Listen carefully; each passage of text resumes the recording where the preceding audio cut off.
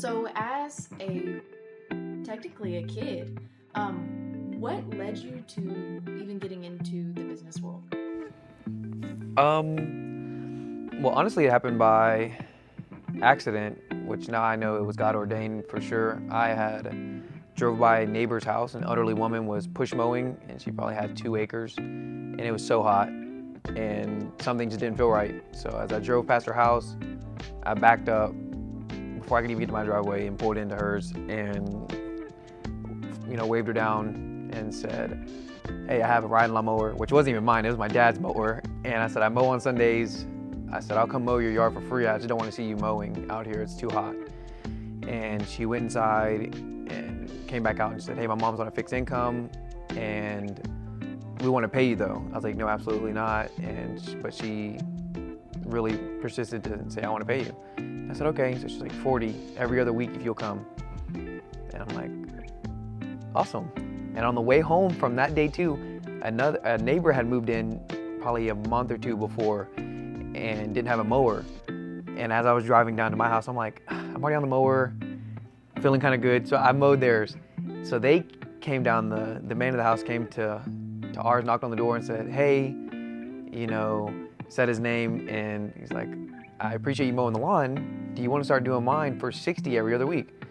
And I was like, absolutely. I didn't even have a weed eater, didn't have a blower, didn't have anything. And that's how it started. And then my sister's across the street, and then it just kind of kept going. And I had like a little small SUV, so I was folding up. It started on the street right there. And then fast forward, this guy donated to me a little fold-up mower. He said I hit something, and I'm moving out of town, don't have time to mess with it. And it was just a little bearing. So me and my dad fixed it, and that was the beginning of all that. So I had a fold-up mower I was putting in my SUV, and then it turned into like a little home light weed eater, and then I bought a little home light backpack blower. So I thought that was the whole setup, and then it just started turning and turning. So then I got commercial equipment, and when I got around 20 to 25 customers, I brought in my best friend, and grew from there.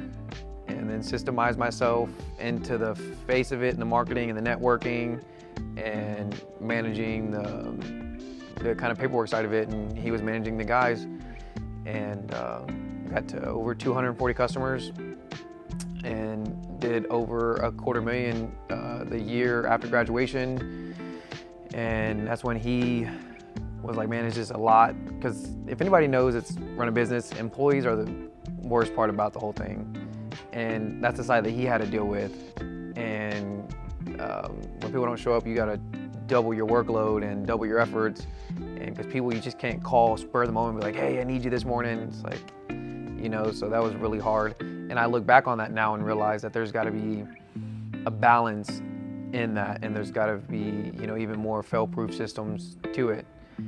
And so you would think if you pay people more, they'll do better and they'll want to work more, and that's not true. People get lazier when you pay them more. I learned that the hard way.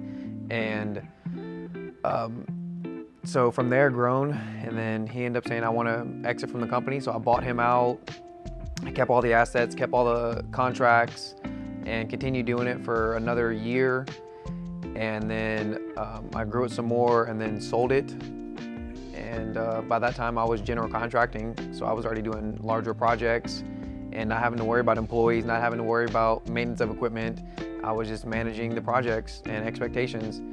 And I was able to do it all from my phone and my computer, and was able to send guys out to go get the information and come back, give it to me. I would break it down, send it to subcontractors, and then communicate with the customer, see what they were feeling, and then I would send it out to the subcontractors, and then see, and then they'd give a number back, and then just manage from there. And yeah, that's how I'm at where I'm at now. Wow. Ever a point in your company where things weren't going as you expected, or wasn't going as well, or business wasn't good? Was there any point in my company where things weren't going as well as expected? A fair amount. That's, I would say, 35% of running a company, because no matter what, there's always going to be that next thing that's going to hit, whether you lose a great employee or lose someone really vital, or you lose a piece of equipment, or you're caught at a crossroads of, do I fix this equipment or do I not? Because they're saying the repair time is going to be a while, so it was another major thing. If, when you have customers or things going on every single day and you rely on the equipment, if it's down for any extent of time, there's no way, because at that rate, you're missing so much in revenue that it'll literally collapse you if there's not enough already saved up or anything like that. And it's hard to prepare for things like that. The question you'd pose is, well, what if we invest a lot of time and energy into employees and they don't stay? Well, the other side of that coin is, well, what if they do stay? And I think that was also the turnover rate. It wasn't that it was insane. It was just, it's very consistent work in the lawn care side of it. It was very consistent work. It's very hot.